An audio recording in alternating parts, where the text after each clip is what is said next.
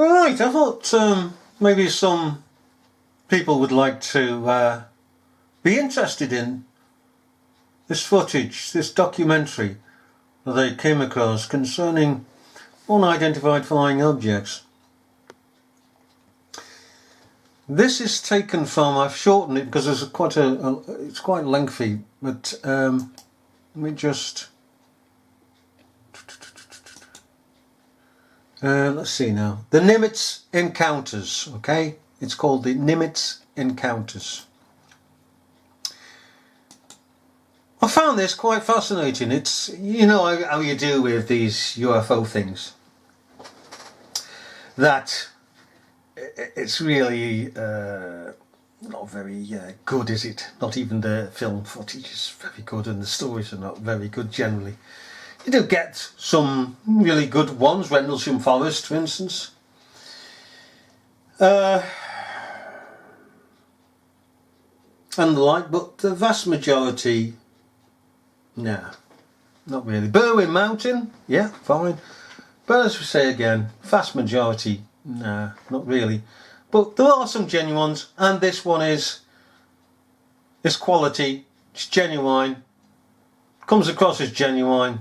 There's no reason to think otherwise. Well, let's carry on. Get on with it.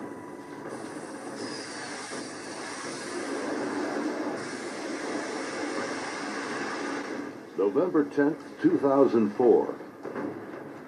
90 miles southwest of San Diego, California, in the Naval Operations Area, the Nimitz Carrier Strike Group and her complement of warships and the aircraft of Air Wing 11 are conducting a routine 2-week training exercise.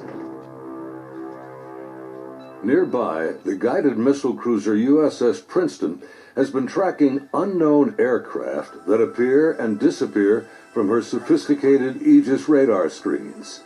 The Spy-1 Bravo radar is one of the most advanced sensors ever deployed. Princeton's main role is air defense of the strike group, and Operations Specialist Senior Chief Day is in charge of protecting the airspace around the Nimitz. And my job was to man the radars and ID everything that flew in the skies. And I also sat a position called Anti-Air Warfare Coordinator, where if we ever had to go to war, I was the guy that was going to launch the missiles and kill shit. In addition to that, I was the Air Intercept Controller. When the Super Hornets take off the carrier, I'm the guy that takes control and takes them to the fight and gets them home safe. Air, tactical air. And there was a lot of experience in that room. The captain had 28 years, I had 18 years. And the Aegis ship is our newest weapons system afloat. It's got the Spy-1 radar system, the phased array radar system, and I was an expert on that. Inside the Combat Information Center, Chief Day's attention is focused on a group of unknown aircraft on the Spy-1 screen. He's trying to identify them. I was on watch, and we were probably 100 miles, I forget how far exactly that day we were, off the coast of San Diego southwest, kind of off the coast of Mexico, Baja. And I started to notice these weird tracks that were popping onto my radar coverage right around San Clemente Island. And the reason why I say they were weird, because they were appearing in groups of 5 to 10 at a time. And they were pretty closely spaced to each other. And they were 28,000 feet going 100 knots tracking south. And in the back of my mind, I'm thinking, you know, that's kind of odd. I mean, I don't know anything that flies like that. They weren't on the comm air routes, the commercial airline routes. I wasn't really that concerned about them. I didn't consider them hostile for any reason at all. Another watch or two, as I'm watching, the same formation appeared again. And over the course of 3-4 days, it probably counted up to that point, groups of 5 to 10 at a time. There were probably 50, 60 tracks by then. Today, Kevin and Gary are still looking for answers. They've known each other for over a decade since their Navy days. Gary was a third-class petty officer and fire controlman back then. I worked on the Aegis computer system on a CG-59 guided missile cruiser, the USS Princeton. I'm in charge of CEC and data recording and maintaining and operating all the mainframes that run the system. They're both becoming increasingly frustrated in their attempts to ID the strange aerial objects, which have no transponders and fit no known flight profiles. The guys that work on the Spy 1 Bravo radar, they had come across and said they needed to take the system down for recalibration because they were getting clutter or ghost tracks, and they needed to recalibrate to get rid of them. Then once they did finish all that recalibration, bring it back up, the tracks didn't disappear. They were still there, but they were actually sharper and clearer. They were doing diagnostic tests on everything we had to make sure it was not a system malfunction. And it turned out that it wasn't. These were actually real objects. I had the highest spy track quality possible on these contacts. In this situation, I actually started recording on all 4 tapes at the same time. That way, it was a one continuous loop, and I was just replacing them as they were, becoming full. We failed utterly to identify these things. It didn't meet any of the parameters for anything that was known. In some cases, they seem to descend from space and then suddenly plunge to near sea level in seconds. Coupled with the unidentified nature of the craft and lack of clearance, these extreme flight observations are very troubling to the crew assigned to protect the carrier group from aerial threats. Sunday, November 14th, morning. The Nimitz deck crew is busy launching FA-18F Super Hornets, helicopters, and E-2 Hawkeye early warning planes. The mission? Simulated air defense, or ADEX training over the Pacific. The winds are calm, the skies are clear, a near-perfect day for flying.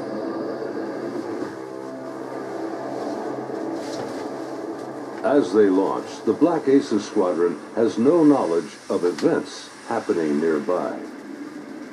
In the back of my mind, that's when I determined I was going to become concerned about these objects. Is we were getting ready to launch a whole bunch of aircraft in that same piece of sky. Fast Eagle climbs out to 20,000 feet and heads to the cap station about 40 miles south of the carrier. The cap is a rendezvous point used to form up with the other airplanes. The commander of Fast Eagle has over a decade in the air wing. His wingman for the day is a new pilot, a young officer on her first carrier deployment. She's paired with a senior pilot, her backseat weapons system officer for the mission. He will manage navigation and the advanced radar and targeting pods on the aircraft.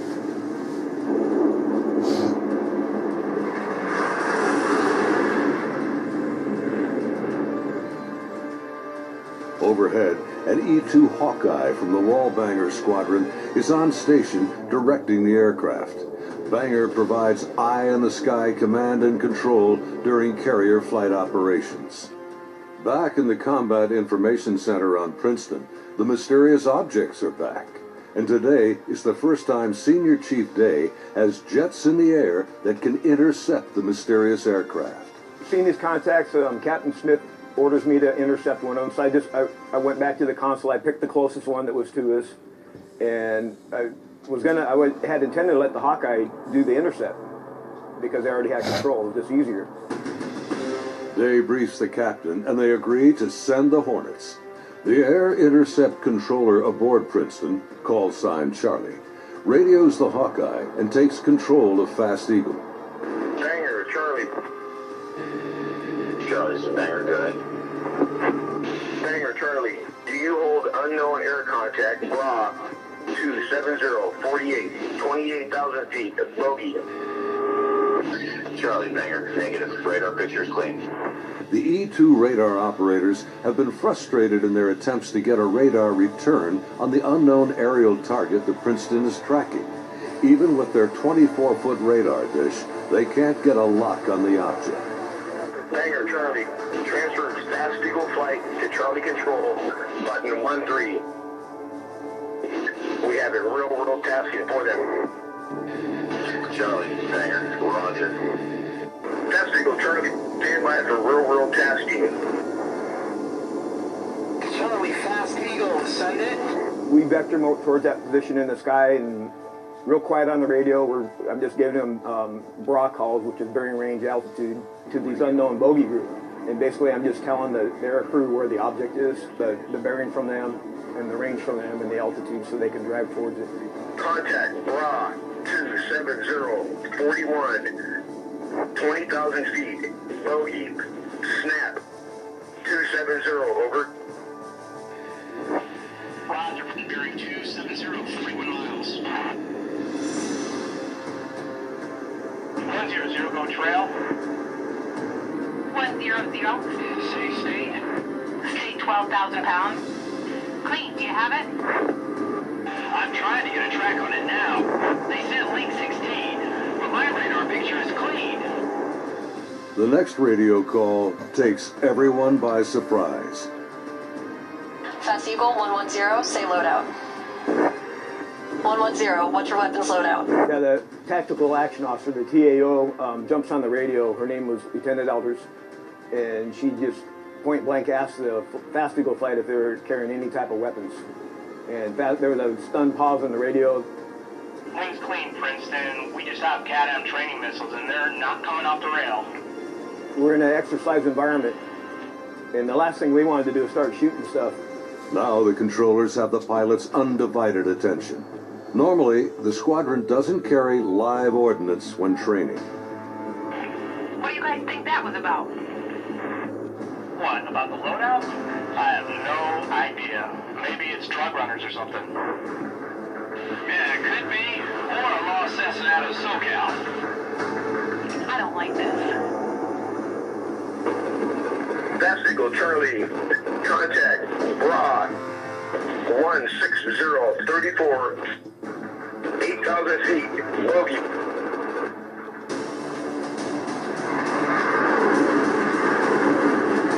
Roger, 34 miles at 8,000. Committed. Your call. Continuing. As Fast Eagle approaches the target, they see nothing unusual. Their onboard radars can't get a lock on the object. Fast Eagle Charlie, Bra 16010, 8,000 feet. Roger.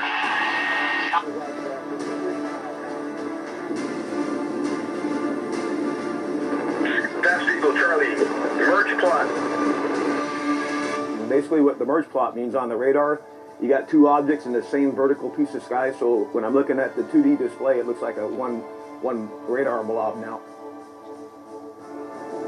Confirm the object appears stationary. I had it at 17.7. Showing, again, basically no airspeed on it. Yeah, you guys seeing this? What is that?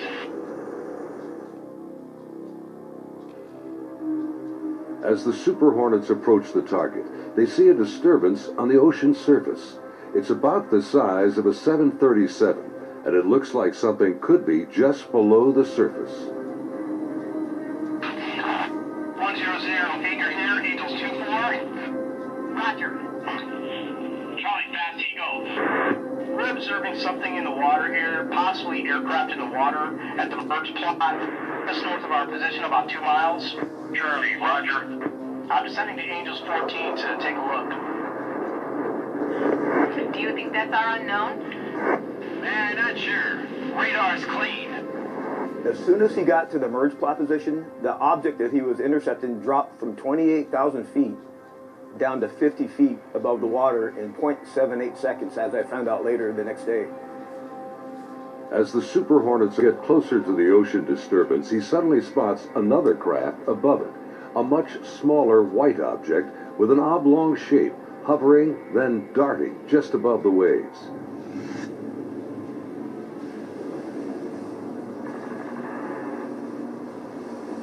The object is moving around erratically, seemingly focused on the white water. The shape is similar to a tic-tac. It's smooth like porcelain. It's not an airplane.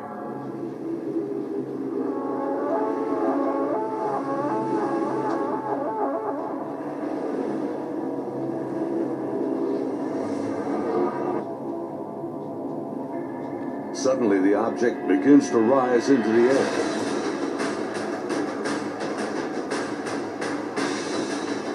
Hey, this thing just turned on my nose. It's coming up. 2 miles. The strange craft begins mirroring the turn rate of Fast Eagle. Tell me what bogey, 287. The object is now at his 3 o'clock position as he continues to turn with it. He's heading high, 3,000 meters. We had the external communications in the speaker in combat so everyone could listen to it. And the next thing I hear in the radio going, oh my God, I'm engaged, I'm engaged. 1,000 meters, he's southwest, stage 3.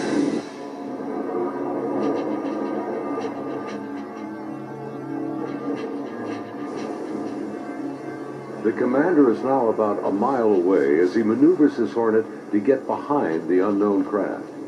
It's about the size of an F-18, about 47 feet long, and it has no wings. As the dogfight unfolds, he quickly turns and dives to bring his jet's nose ahead of the object to close the distance.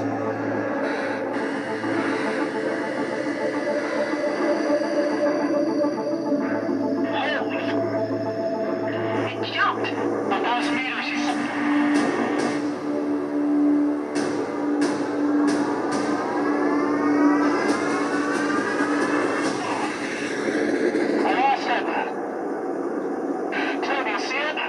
Suddenly, the tic-tac rockets past. It's gone beyond the horizon in the blink of an eye.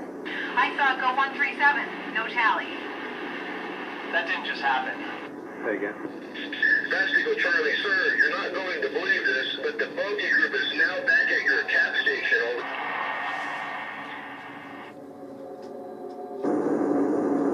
As Fast Eagle returns to the area of the ocean disturbance, the object is gone, and the sea is once again calm. Soon, they land on the ship.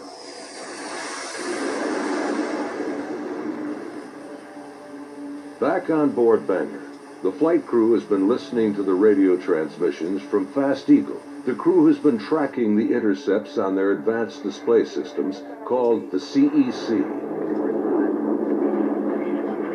One of the radar operators, who wishes to remain anonymous, describes hearing the fear in the pilots' voices, and he knows this is no drill. I had a good friend who flew on the Hawkeyes. We've been calling him Roger to protect his identity because he didn't want to come forward at this time, but he wanted to contribute to the story to verify that it actually happened. So there are 5 people in the airplane. Roger would have been sitting in the radar officer seat, which is towards the back middle of the plane. To the side of each one of them, or behind them, depending how the chair's rotating, is a window. Suddenly, his attention is drawn to something outside the Hawkeye. He and the entire crew watch in disbelief as a tic-tac object suddenly forms up on their E2 and then just as quickly shoots away from sight. The crew is left in disbelief.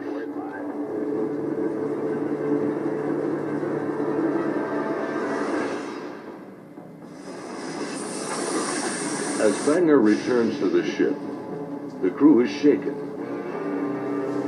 The highly unusual events are troubling, but what happens next has haunted them to this day. U.S. Navy officers quickly arrive and escort the aircrew to a secure space on the ship. As the crewmen begin to take off their flight gear, an officer begins the debriefing by telling them this event did not happen, and they are given non-disclosure agreements to sign. They're warned to never discuss this event again. Again, we're preparing for the air defense exercise. Now we got all the squadrons launching off the carrier because they're all up going to do their functional check flights. Senior Chief Day watched in disbelief as the tic-tac UFOs reacted to the incoming fighter jets. All the objects in the sky, they all dropped out of the sky from 28,000 feet down to 50 feet. Based on the Spy 1 Bravo radar system, the object descended at over 24,000 miles an hour. It was unbelievable because normally what would happen if a normal aircraft did that? First of all, it would fly apart. It wouldn't be able to withstand the G-forces, and there would be multiple sonic booms. It would be boom, boom, boom, boom, boom, boom, boom, boom, boom, and this did not make any sonic booms. From what I observed, I saw that it went from, right around between 25 and 30,000 feet down to sea level and below sea level. Contact. Tag number 042. Below sea level was confirmed to me by the actual sonar techs that were in combat, in communications with other techs that had said they had an active track on it under the water.